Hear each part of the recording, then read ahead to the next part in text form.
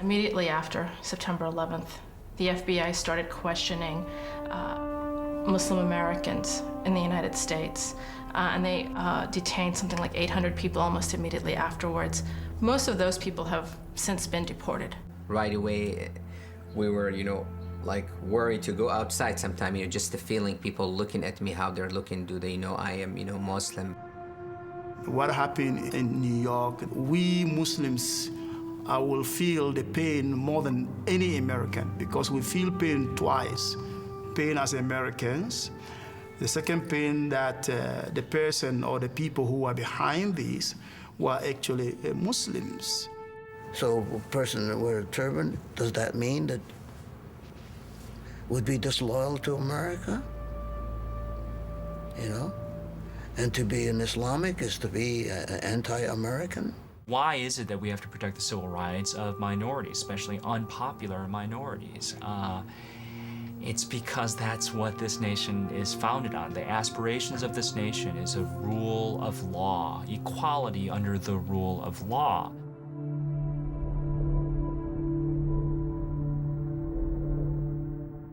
I guess there's some things that the situation right after 9/11 had in common with post-Pearl Harbor. The whole community was targeted and pointed to as the suspect, at least, and maybe the enemy, based on race or religion. Another thing is the process that government used, the due process, seemed to have been forgotten, and that's happening today, too.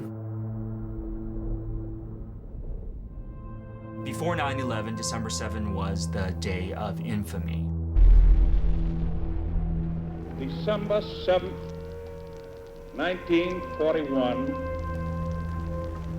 a date which will live in infamy.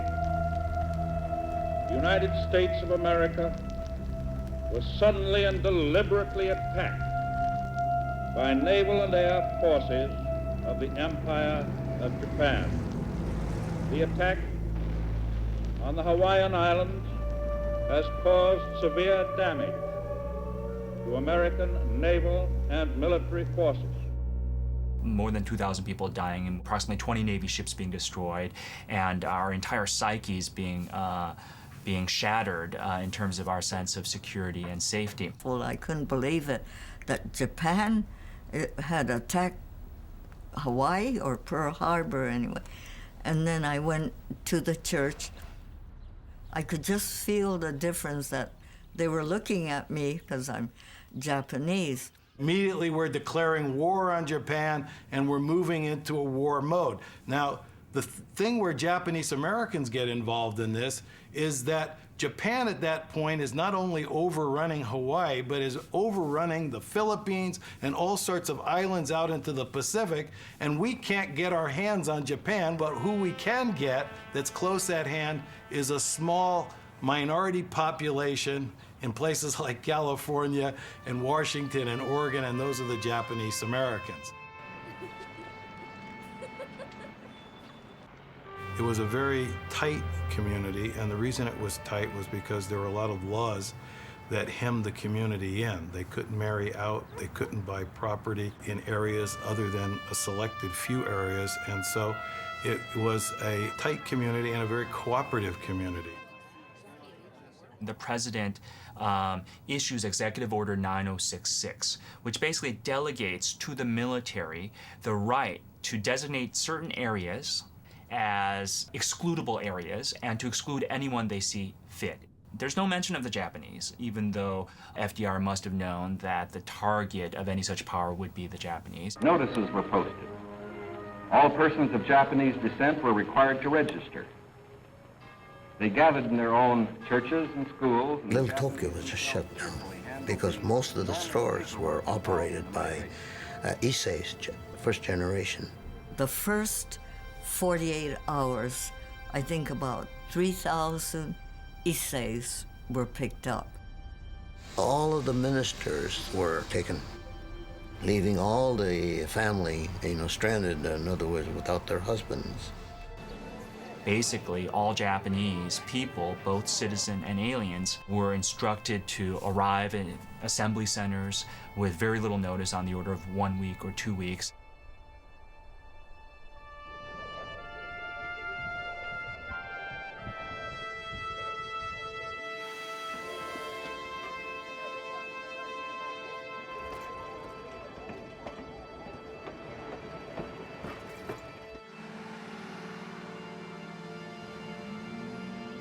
And of course, we see the papers blaring headlines, get the Japs out and all that, so we knew that we were, you know, all the Japanese were gonna go.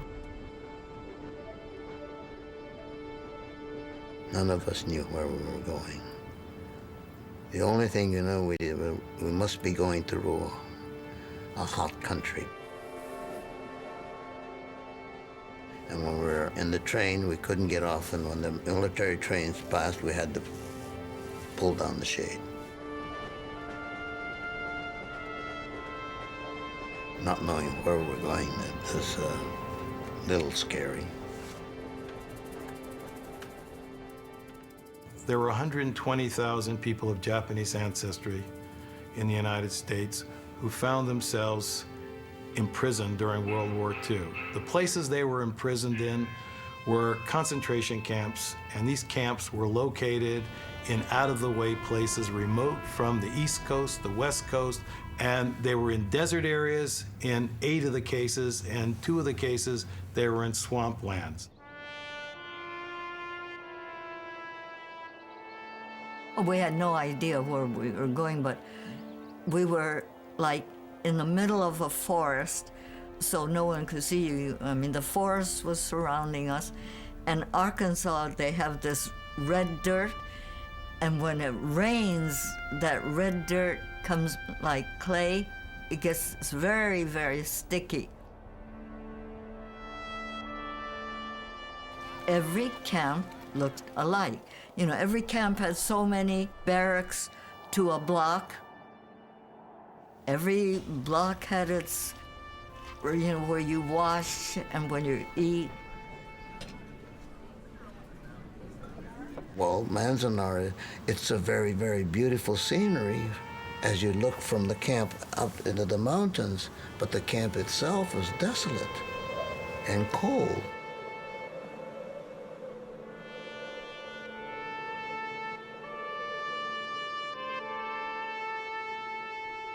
All these people were summarily, right, curfewed and then excluded out of their homes and then locked into detention camps, surrounded by armed sentries and barbed wire in desolate circumstances, with inadequate conditions, medical care, food, and otherwise, without due process of law.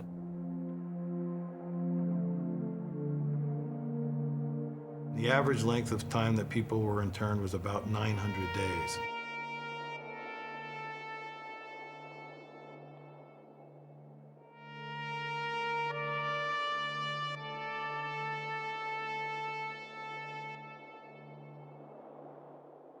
Think about everything that happened. They lost everything. They lost their stores, they lost their homes, they lost their personal property, they lost 3 years of their life. They had been traumatized. In August, you know, the Hiroshima and Nagasaki were bombed and the war was over. We knew that the whole town everywhere would be, you know, celebrating, dancing in the streets and all. But all the Nisei said, you know, we shouldn't do that. He said, you know, even if the war is over, the feeling against the Japanese is not going to go away that fast. People ought to recognize not a single Japanese American was ever convicted of any such domestic terrorism or betraying the United States. Not a single one.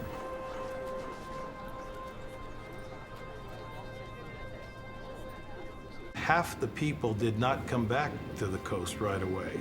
Half of the people decided they'd had enough of West Coast racism. And people did not want them back here. And so they had to face fire bombings. people driving by and shooting into their farmhouses. The friends we had who lived on the farms, we would go with them the first time they go back home. Their neighbors didn't tell them anything. So many of them, their farmhouses were burnt down. To put people in mass without justification is certainly not constitutional. And I think what we need to do is at least make sure that this does not repeat itself.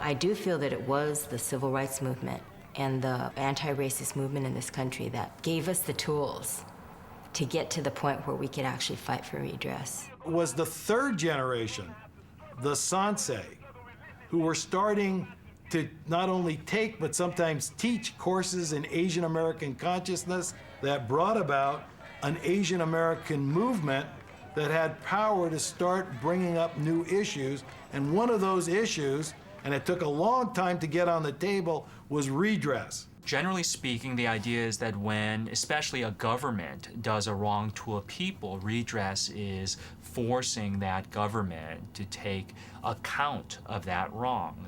You could take account of that wrong through lots of different mechanisms. There could be apologies. There could be reparations, which usually connotes some sort of monetary figure that obviously never pays back, but is a particular form of compensation.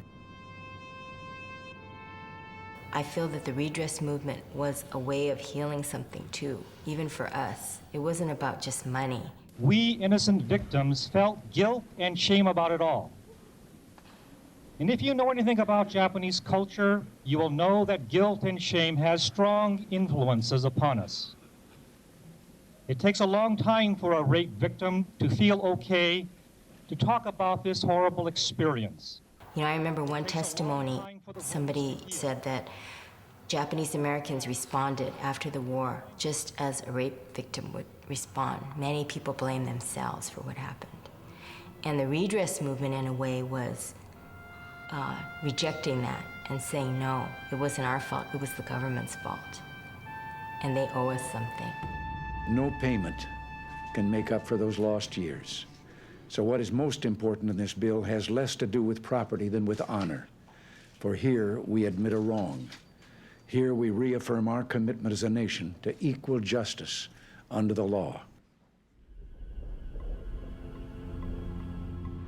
To think that enemies could actually come all the way to United States and do a bombing as they did in New York, I mean, it was just a shocking, shattering event for Americans. People wanted the United States to get the terrorists, whoever they were.